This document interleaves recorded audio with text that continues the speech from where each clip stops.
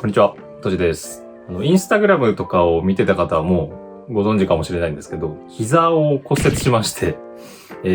今ちょっと結構痛い状態になってます。で、当然 BMX も乗れないんですけど、結構しばらく乗れないみたいなんですよ。リハビリをこれからやっていくんですけど、半年くらいは、少なくともかかるんじゃないかっていう風に、医者からは言われているので、ちょっとね、半年乗れないって結構辛いんですけど、今回のことがきっかけで、皆さんにお伝えできることがあれば、プラスになればいいなと思って、今日ちょっと喋ってみようかなと思います。怪我するとこんな辛いことがあるっていうのと、あとは怪我を防止するためにプロテクターはちょっと検討してみてもいいんじゃないですかっていう、そんな感じの動画になります。あと具体的にいくらぐらいかかったのかとか、手術もしたんですけど、どんな感じだったのかとか、その辺を話していこうかなと思います。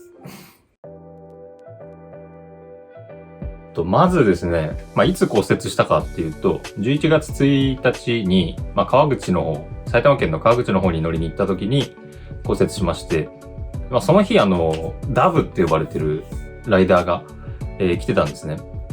キメラ A サイドの後のタイミングで、まだ日本に行ったので、そのダブ、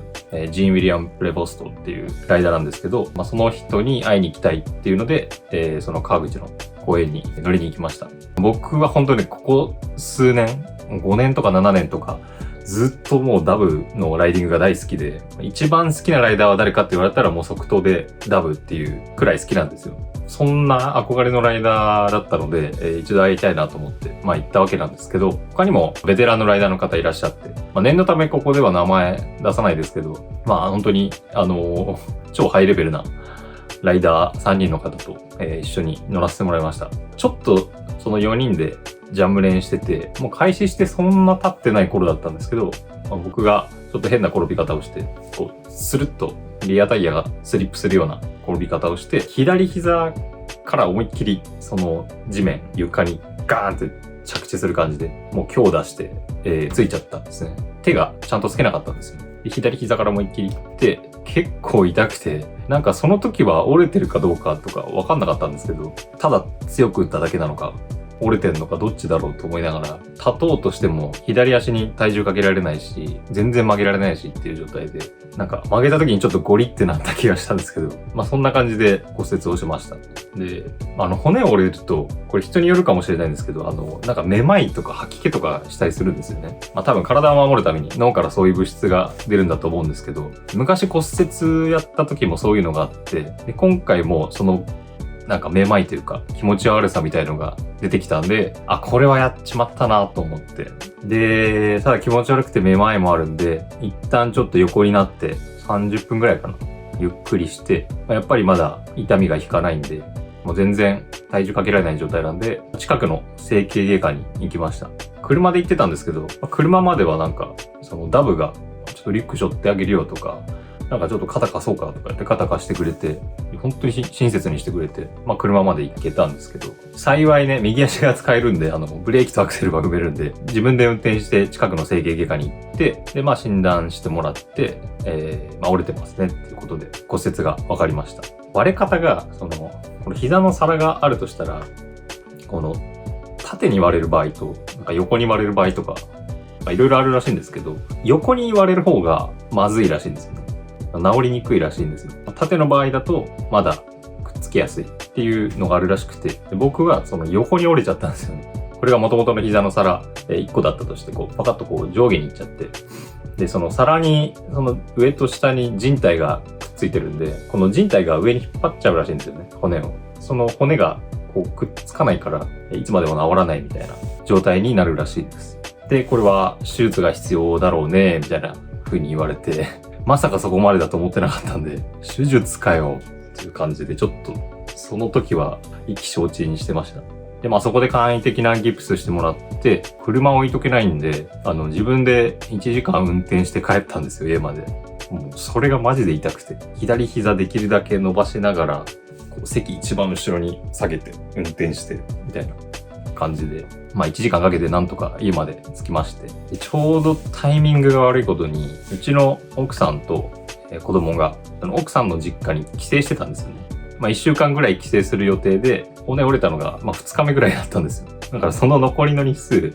一人で全部やんなきゃいけない。家のこともやんなきゃいけないっていう状態で、その助けてくれる人がそばにいない状態で過ごさなきゃいけなかったので、それはちょっと大変でした。幸いなことに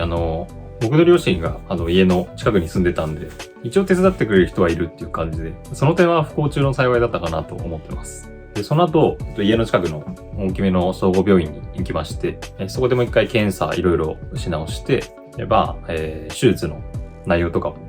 教えてもらいました。この割れちゃってる骨を、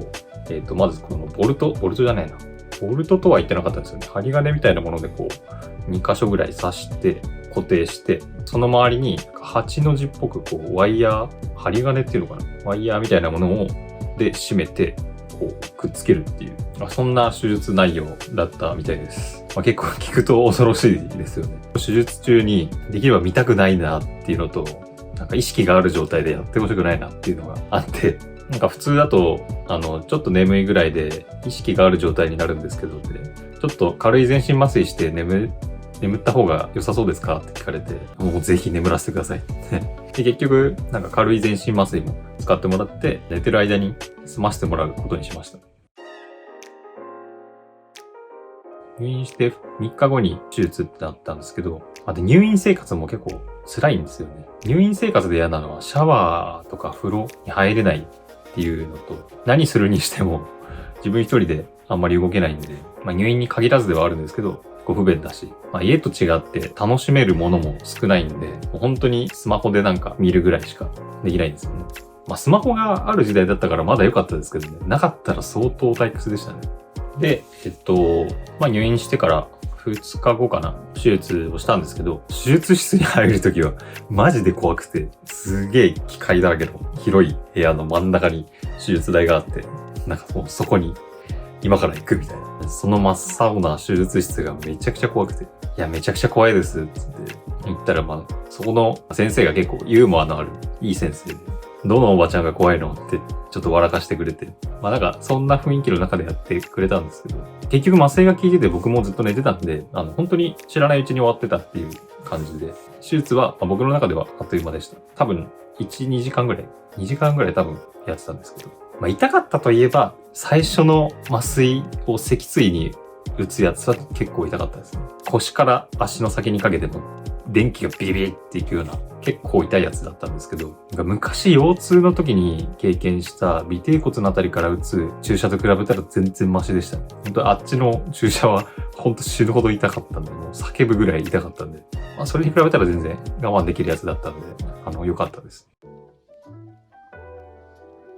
で、手術後下半身全然感覚がないんで、痛いとかなく、そのまま過ごすんですけど、昼に手術して、夜7時ぐらいからだんだん麻酔が切れてくるんですけど、切れてきた時は本当地獄のように痛くて、もちろん痛み止めも飲むし、点滴で痛み止めの効果のある点滴を入れてもらって、できる限りのことはしていただいたんですけど、それでもめちゃくちゃ痛かったですね。ほんとちょっと憂鬱になるぐらい、気持ち悪くなるぐらい痛くて、夜から朝までずっとそんな状態なんで、それが2日間ぐらい続いたんで、その間はマジで全然寝れないんですよ。やっと寝れて1時間とか、長くて2時間。っていうのが何回か寝れたかなっていう感じで、あとは本当痛みに耐えてる時間っていう感じで、その時が一番辛かったです。スマホとイヤホンで、お笑いとかをたくさん見て、なんとかしのいだんですけど、いや、結構大変でしたね。その痛みにずっと耐えてる時に、膝のプロテクターをもしつけてたらこんなの味わわなくてよかったのかって考えたら、プロテクターなんていくらでもつけてやるってぐらいの気持ちにはちょっとその時なってました。実際今後どのぐらいつけるかわかんないですけど、膝は必ずつけるようにしようかなと思ってます。そんな感じで、手術終わり、2日ぐらいで痛みも少しずつ良くなっていって、入院から5日くらいで、退院になりました。っていうかちょっとできるだけ早く退院させてくれって言って、仕事もしなくちゃいけなかったんで、僕の仕事って基本的にパソコンで完結するものが多くて、たまにミーティングに行ったりはするんですけど、撮影とかもたまに入ったりするんですけど、月に1回出かけるかなくらいの感じなので、それは本当に良かったなと思いました。しかも手も無事なので、パソコン仕事はできるんで、仕事の方はなんとかなってます。これが体使う仕事だったらほんと大変だったなと思って。なんか、昔やってた営業職とかもそうですけど、あとは、職人さんとか、販売員とかでもそうですよね。店舗を歩かなきゃいけないから、できないですよね、仕事ほとんど。なんかそういうことも考えると、なんか良かったところという悪かったところがいろいろあって、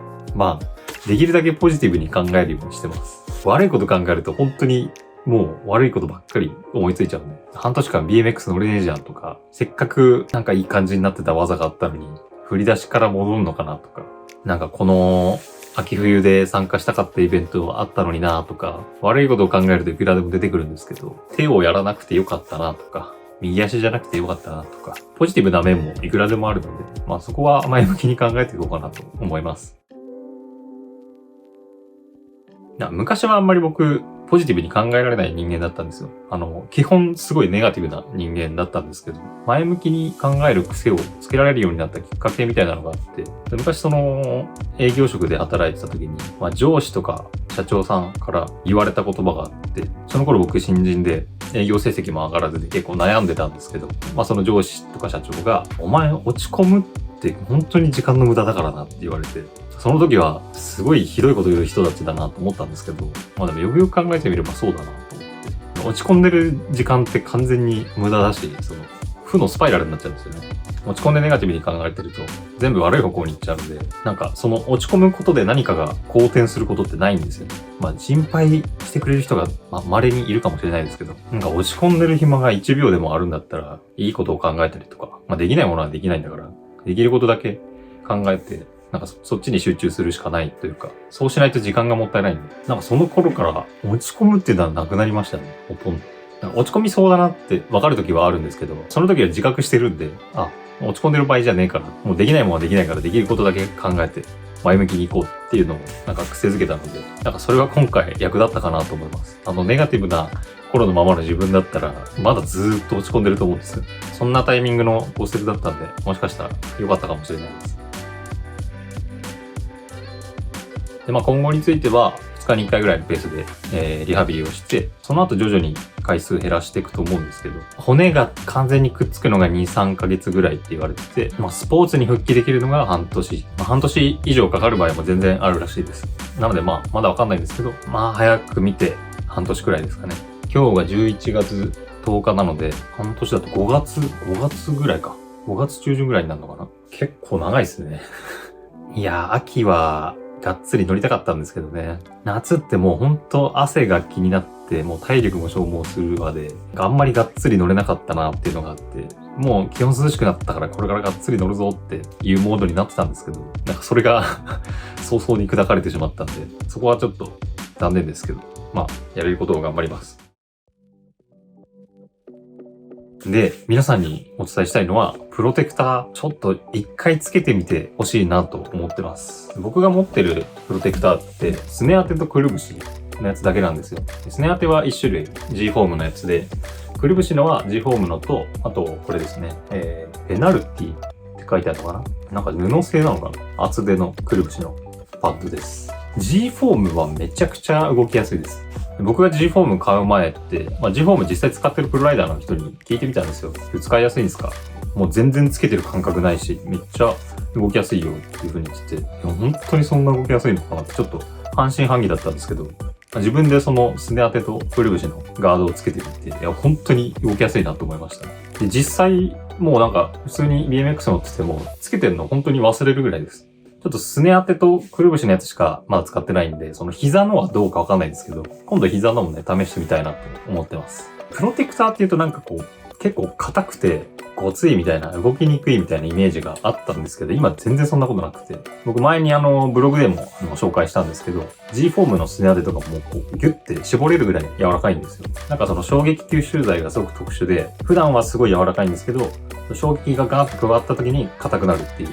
なんかそういう特殊な衝撃吸収剤なんで、本当に柔らかくて履きやすいんで、ちょっと一回試してみてほしいなと思ってます。僕もね、今回その骨折して、せっかくね、上手いライダーの人たちと一緒にジャムやってたのに、途中で退場することになり、いろんな痛みを経験して、今でもずっと痛いですし、生活もね、本当もう松葉杖ないと何もできないし、まだお風呂も入れないし、人によっては仕事のね、影響も出るでしょうし、入院費、手術費で僕の場合は今回13万3000円ぐらいかかったんですよ。あとプラスリハビリ代とか、いろいろまだかかってくると思うんですけど、あとはうちの奥さんにも負担がかかっちゃうし、他にエクストリームスポーツ協会でいろいろ活動してたのに、僕がこれからあんまり顔出せなくなっちゃうんで、そういうところでちょっと迷惑がかかっちゃうっていうのもあったりして、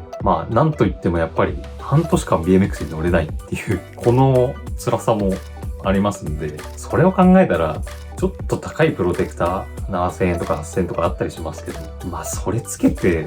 守れるんだったら全然安いもんじゃないって、今回の経験でね、めちゃくちゃもう身に染みました。早速膝のプロテクターも買おうと思います。肘とかまで買うかなって、そこはちょっと考え中です。ヘルメットもさすがにするつもりはないんですけど、